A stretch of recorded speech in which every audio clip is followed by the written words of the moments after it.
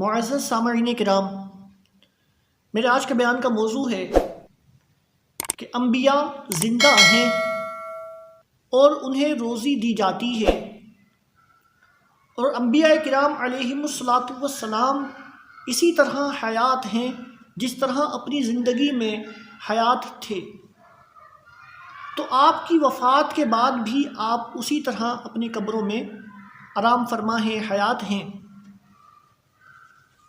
دلیل کے طور پر سب سے پہلے قرآن کی آیت پیش کروں گا۔ اللہ تبارک و تعالی قرآن پاک میں ارشاد فرماتا ہے وَلَا تَقُولُوا لِمَن يُقْتَلُ فِي سَبِيلِ اللَّهِ أَمْوَاتٌ بَلْ أَحْيَاءٌ وَلَٰكِن لَّا تَشْعُرُونَ، فرمایا کہ اے لوگوں جو اللہ کی راہ میں قتل کیے جائیں، شہید کیے جائیں، انہیں مردہ مت کہو، بلکہ وہ زندہ ہیں لیکن تم شعور نہیں رکھتے۔ ایک اور مقام پر ارشاد فرمایا لا تحسبن الذین قتلوا فی سبیل اللہ امواتا بل احیاء عند ربہم یرزقون، کہ جو لوگ اللہ کی راہ میں قتل کیے جائیں انہیں مردہ گمان بھی مت کرنا، بلکہ وہ زندہ ہیں، انہیں اپنے رب کے ہاں روزی دی جاتی ہے۔ یہاں ذرا تھوڑی دیر کے لیے غور کریں کہ انبیاء علیہم الصلاۃ والسلام کی شان تو وراء الورا ہے۔ جب آپ کے غلاموں کا یہ عالم ہے کہ جو شہداء ہوئے وہ انبیاء کے کہنے کی وجہ سے، نبی کے کہنے کی وجہ سے ہی اپنی گردنیں کٹوا رہے ہیں۔ انبیاء کرام علیہم الصلاۃ والسلام کے وہ غلام ہیں، انبیاء نے کہا تو انہوں نے دین اسلام کے لیے اپنی گردنیں کٹوائیں، تو نبی کے کہنے پر ہی وہ اپنی گردنیں کٹواتے ہیں۔ تو جب ان غلاموں کا یہ عالم ہے، ہر باشعور بندہ جانتا ہے، یہ جاہل سے جاہل بندہ بھی یہ جان لے گا کہ جب جو جس کی پیروی کر رہا ہے، جس کا ماننے والا ہے، جس کے کہنے پر وہ اپنی گردن کٹوا رہا ہے، جب اس کی یہ شان ہے کہ وہ مرنے کے بعد وہ حیات بعد الممات کے مرتبے پر فائز ہو جاتا ہے، تو وہ جس کی خاطر وہ جان قربان کر رہا ہے وہ نبی، ان کی زندگی کا، ان کی حیات کا کیا عالم ہوگا۔ اب میں آپ کے سامنے بزرگان دین، ان کے کچھ اقوال، ان کے کچھ ملفوظات آپ کے سامنے پیش کروں گا۔ وہ علماء متقدمین جو پچھلے پائے کے علماء کہلاتے تھے، جن کا ایک مقام تھا، ان علماء کی بات عرض کروں گا۔ علامہ حافظ سیوطی اپنی کتاب التنویر کے اندر ارشاد فرماتے ہیں کہ ان النبی صلی اللہ علیہ وسلم حی بجسدہ و روحہ، کہ نبی اپنے جسم اور اپنی روح کے ساتھ زندہ ہے۔ پھر فرمایا وَأَنَّهُ يَتَصَرَّفُ وَيَسِيرُ فِي أَقْطَارِ الْأَرْضِ، کہ وہ زمین کے اطراف میں، تمام زمین کے حصوں میں وہ تصرف کرتے ہیں اور سیر کرتے ہیں، چلتے ہیں۔ پھر فرمایا کہ ہمارے نزدیک انبیاء کرام علیہم الصلاۃ والسلام اور ہمارے نبی کی حیات برحق اور یقینی ہے۔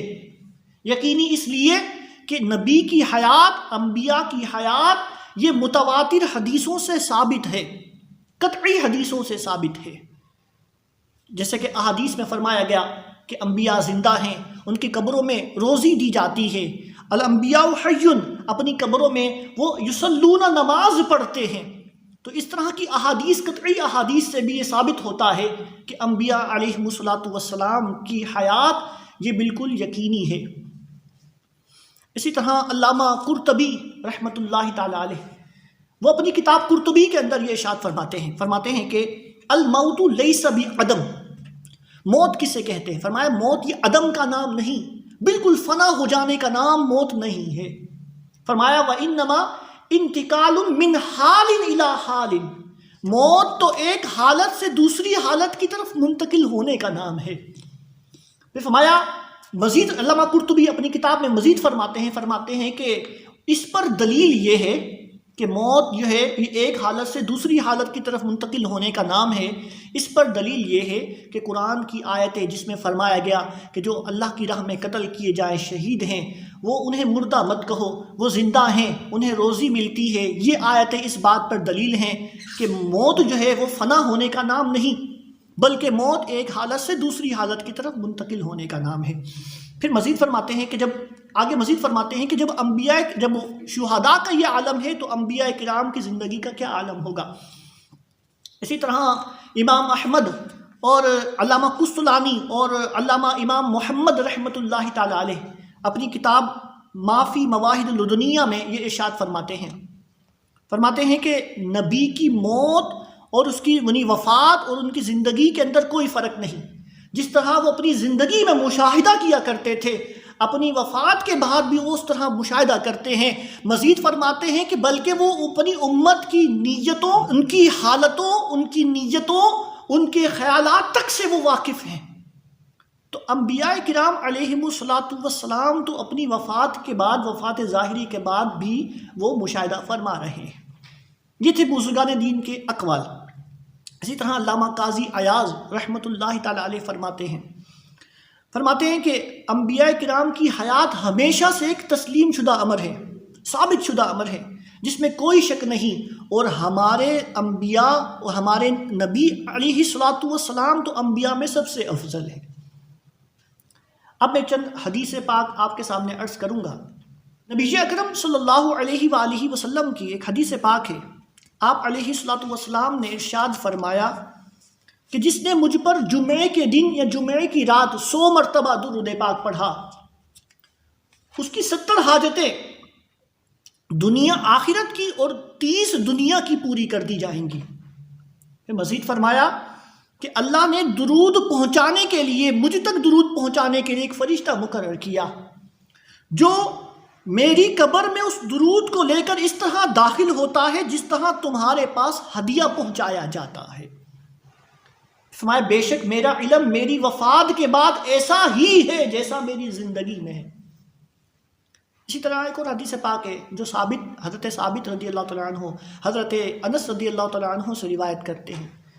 فرماتے ہیں کہ نبی اکرم صلی اللہ علیہ وسلم نے ارشاد فرمایا الانبیاء حی، کہ انبیاء زندہ ہیں، یصلون فی قبورہم یصلون، اپنی قبروں میں زندہ ہیں حتیٰ کہ وہ نمازیں پڑھ رہے ہیں۔ اسی طرح ایک اور حدیث پاک ہے کہ نبی اکرم صلی اللہ علیہ وسلم نے ارشاد فرمایا جو مجھ پر چمکتی رات اور چمکتے دن میں درود پاک پڑھتا ہے، فرمایا تمہاری طرف سے مجھے پہنچائے جاتے، وہ درود تمہاری طرف سے مجھے پہنچائے جاتے ہیں، بے شک زمین انبیاء کرام علیہم الصلاۃ والسلام کے جسم کو نہیں کھاتی۔ ان تمام حدیثوں سے یہ ثابت ہوتا ہے۔ اسی طرح بزرگان دین کے بھی اقوال ہیں اور ان کے اعمال ہیں، صحابہ کرام علیہم الرضوان اور تابعین تبع تابعین، ان کے بھی بہت سارے اقوال ایسے ہیں جن سے یہ ثابت ہوتا ہے کہ انبیاء کرام علیہم الصلاۃ والسلام اپنی قبروں میں وہ زندہ ہیں، حیات ہیں، اسی طرح دیکھ رہے ہیں جس طرح کے اپنی زندگی کے اندر دیکھا کرتے تھے۔